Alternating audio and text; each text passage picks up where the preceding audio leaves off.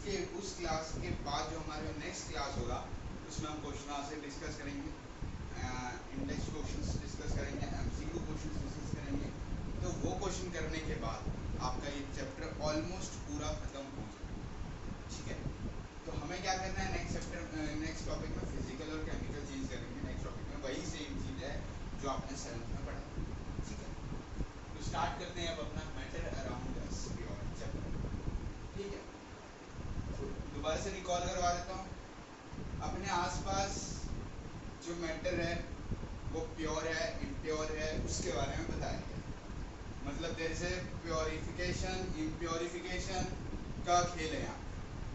For example, कोई चीज एक एलिमेंट से बन के बना हो तो इसको हम क्या बोलेंगे, प्योर बोलेंगे। अगर यही दो एलिमेंट से बन के बना हो तो इसको क्या बोलेंगे, हम इम्प्योर बोलेंगे। फिर इससे मिक्सचर, हम इसको मिक्सचर भी बोल सकते हैं क्योंकि ये 3-4 चीजों से मिलके बना है ना।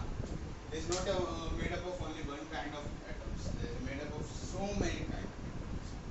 तो इसको हम ऐसे तो बोलेंगे नहीं कि अगर एग्जामिनर पूछ भी ले एग्जाम में कि write the difference between pure mixture and impure mixture, so आप लिखोगे कि प्योर मिक्सचर वो सारे मिक्सचर होते हैं जिनमें one kind of particles present होता है, और इम्प्योर मिक्सचर जिसमें वन से भी ज़्यादा पार्टिकल्स मिक्स होता है, उस मिक्सचर को हम बोलते हैं, क्या बोलते हैं, उसको हम क्या बोलते हैं, मिक्सचर बोलते हैं। देखो मिक्सचर्स और प्योर मिक्सचर और मिक्सचर्स का डिफरेंस कई बार आता भी एग्जाम और बोर्ड एग्जाम में भी आता है, क्योंकि ये चैप्टर आपका दोबारा 10th में है। ठीक है, तो इसलिए मैं आपको रिवाइज करता हूँ। चलो अब आता है मुद्दे पे। बोला effects of temperature and pressure on solubility. अब जो इफेक्ट पड़ रहा है किस पे पड़ रहा है, टेम्परेचर पे पड़ रहा है और प्रेशर पड़ रहा है सॉलिबिलिटी पे। तो अब इफेक्ट की बात हुई है ना, तो चलो आ जाओ पहला पॉइंट पे आ जाओ। पहला पॉइंट बोल रहा है temperature has positive relation with the solubility of a solution. और टेम्परेचर है वो पॉजिटिव रिलेशन है सॉलिबिलिटी ऑफ सॉल्यूशन के साथ।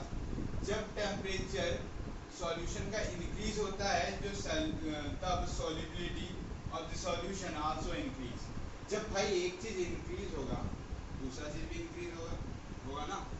तो वही बोला गया है कि जब टेम्परेचर, चलो मैं बता देता हूँ, जब टेम्परेचर इंक्रीज होगा तब क्या बोला है, when temperature of the solution increase the solubility of the solution is increase। तो solubility of solution भी increase होगा, ये याद रखना।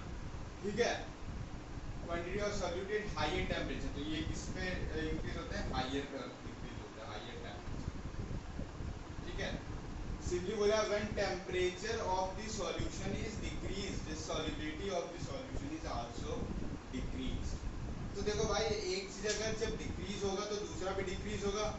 हमने यहाँ पे क्या पढ़ा था, जब एक चीज बढ़ता है दूसरा चीज भी बढ़ता है, तो अगर वैसे ही एक चीज गिरेगा तो दूसरा चीज भी गिरेगा। वही बोला है, ठीक है, कि जब टेम्परेचर जो सॉल्यूशन का जो टेम्परेचर है वो जब डिक्रीज होगा, solution of the temperature is decrease, तब जो सॉल्युबिलिटी है सॉल्यूशन का वो भी डिक्रीज होगा। ठीक है, दो केसेस में दोनों डिक्रीज होंगे।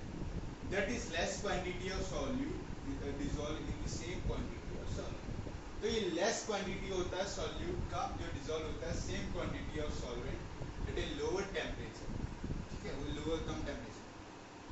बोला pressure has a negative, pressure has a negative relation with the solubility of a solution. Pressure का एक नेगेटिव रिलेशन है किसके साथ, सॉलिबिलिटी ऑफ सॉल्यूशन के साथ। और सॉलिबिलिटी ऑफ सॉल्यूशन नहीं समझ में आया अगर किसी बच्चों को, पीछे वाली क्लास देखना, उसमें समझा दें। और फिर भी नहीं समझ में आता तो आपको डाउट सेशन क्लास करते हैं फिर। More quantity of solute can be dissolve in the same quantity of solvent at lower pressure. बोला है जो ज्यादा क्वांटिटी ऑफ सॉल्यूट है जो डिसॉल्व होता है same quantity of solvent at a lower pressure, come pressure में डिसॉल्व।